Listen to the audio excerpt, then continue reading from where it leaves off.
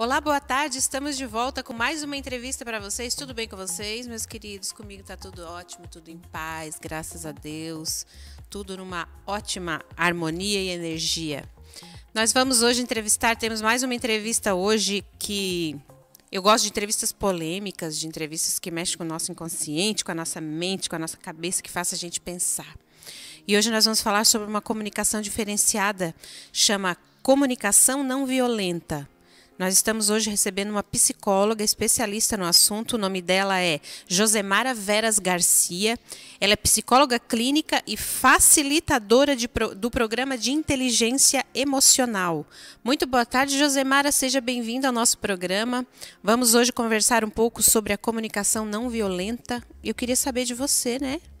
O que significa isso, afinal de contas? Certo. Boa tarde, Jana. Muito obrigada pelo convite. Eu fico bem feliz, na verdade, de estar falando desse instrumento que é a comunicação não violenta, que é um instrumento maravilhoso.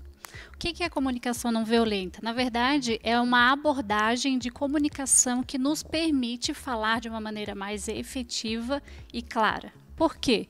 Porque estimula com que a gente entre em contato com o que a gente está sentindo e com as nossas necessidades.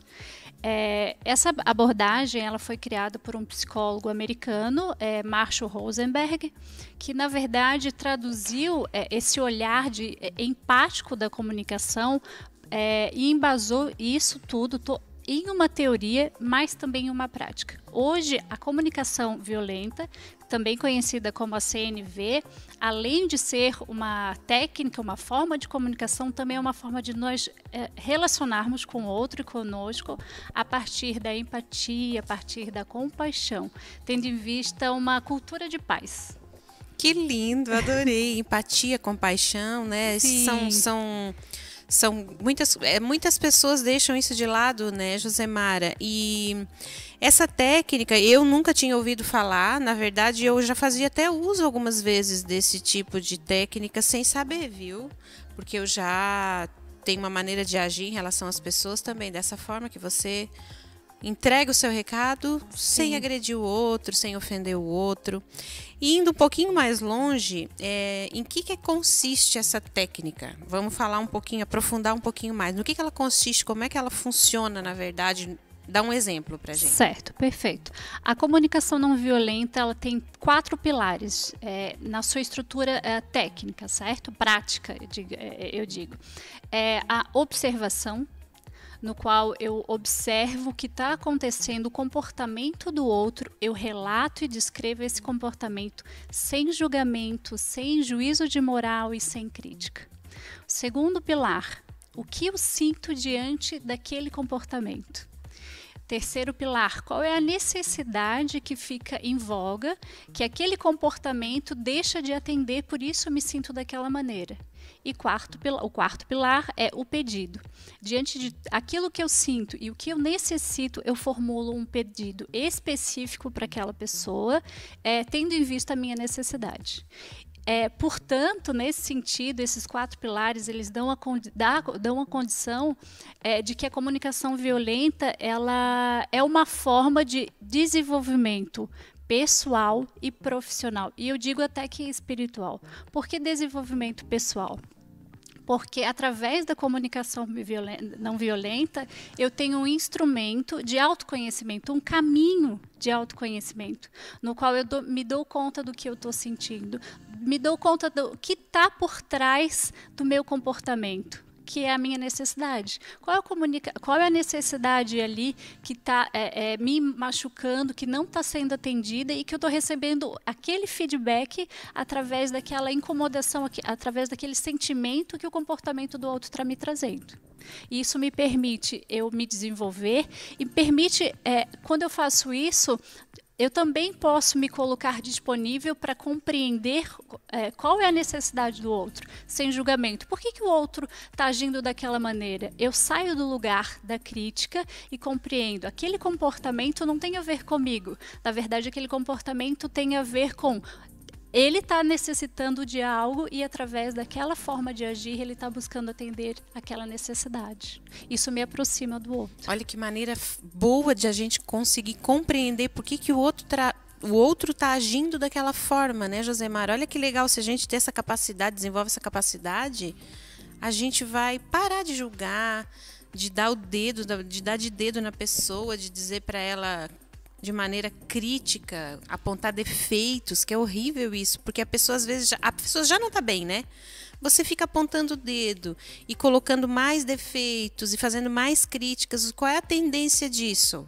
Obviamente, ela vai reagir de maneira negativa, vai ser ruim, Sim. né? E outra coisa, não só a pessoa vai piorar o estado dela, como também não é efetivo, porque gera uma bola de neve, abre-se uma discussão e, na verdade, não se encontra soluções. Porque a solução tem a ver com atender a necessidade de todas as pessoas envolvidas. Não é um jogo de interesses e quem ganha é quem tem razão. É verdade. Não existe isso.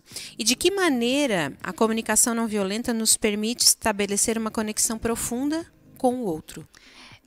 De forma que, quando eu entendo a minha necessidade e começo a perceber que também o outro tem as necessidades, todos temos as mesmas necessidades de afeto, de carinho, de proteção, de pertencimento. Então, na verdade, eu saio daquele lugar de julgar. Eu mobilizo o outro a atender a minha necessidade, eu me coloco responsável pela minha necessidade e mobilizo o outro a me ajudar. Isso é uma responsabilização. E quando eu me coloco disponível a ouvir o outro, eu crio uma ponte de conexão. E aí permite com que as pessoas tenham esse encontro. Aí esse encontro fica empático. Harmônico, né? Empático, harmônico. Exatamente. Né? Que legal, adorei. E em que lugares seriam interessantes ou importantes empregarmos esse tipo de comunicação, Josemar? Na verdade, a comunicação não violenta, ou a CNV, seria interessante e importante em todos os lugares. Nos relacionamentos pessoais, nos relacionamentos profissionais, nas grandes empresas, na escola, em relação com o pai, com o filho. As amizades. Em todos os lugares. Por quê? Vou dar o exemplo de um relacionamento entre casais, né?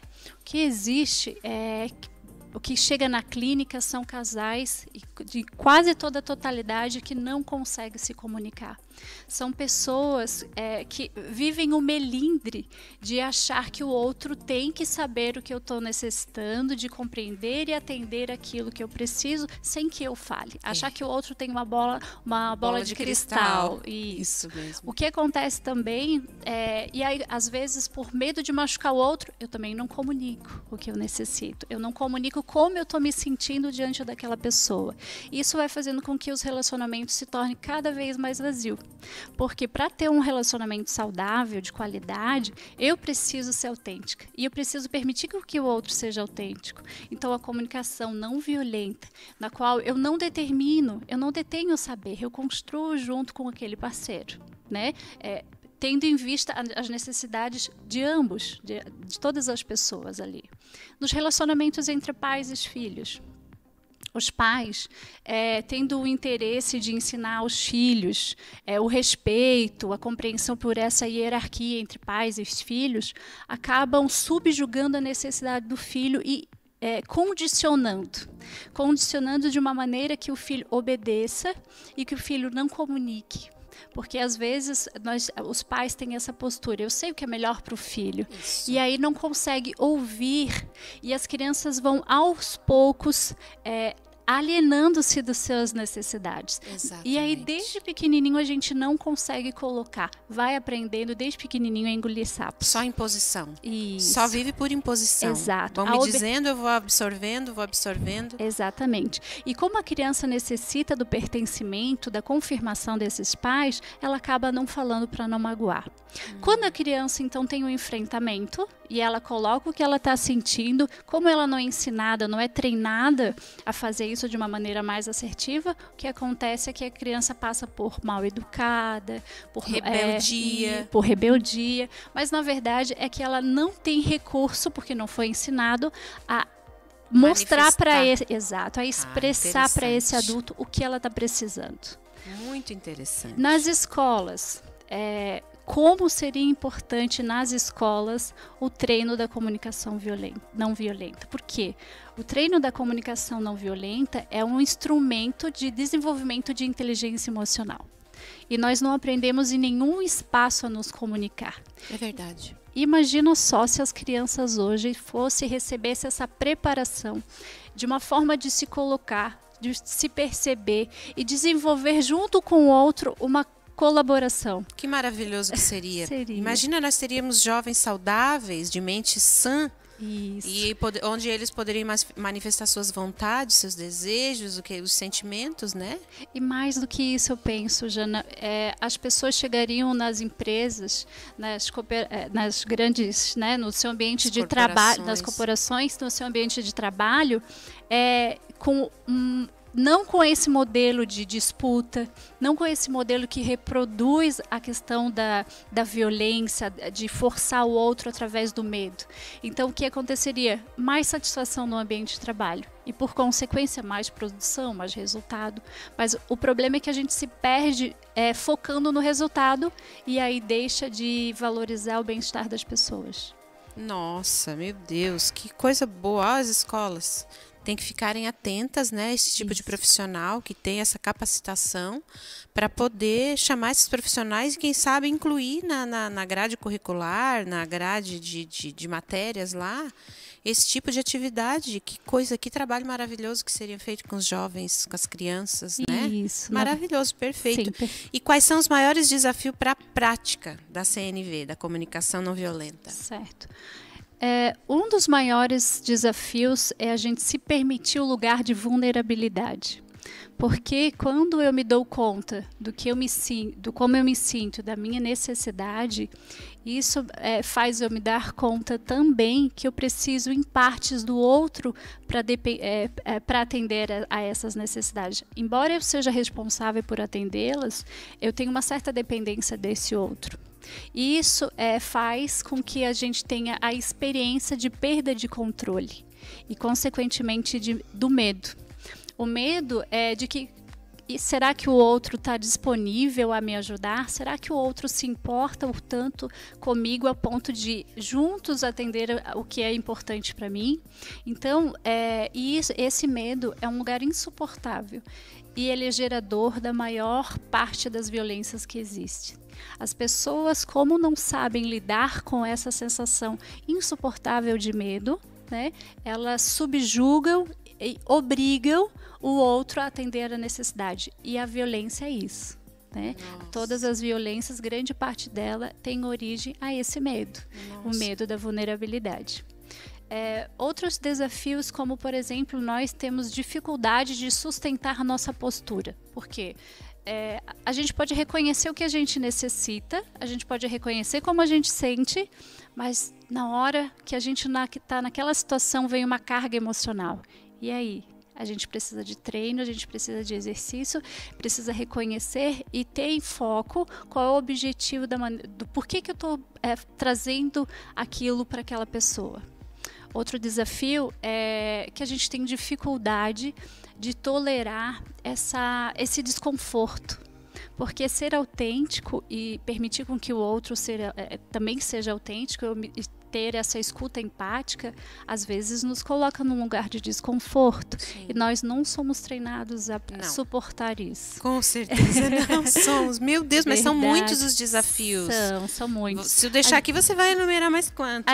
Vários. Precisamos de mais tempo na entrevista. Isso. Nós não temos mais. Perfeito. A gente tem um longo caminho, mas vale a pena, com certeza. Vale muito a pena. Eu aprendi muito. Foi enriquecedor. Nossa, bom. Adorei falar com você. Adorei aprender um pouco mais sobre a comunicação não violenta.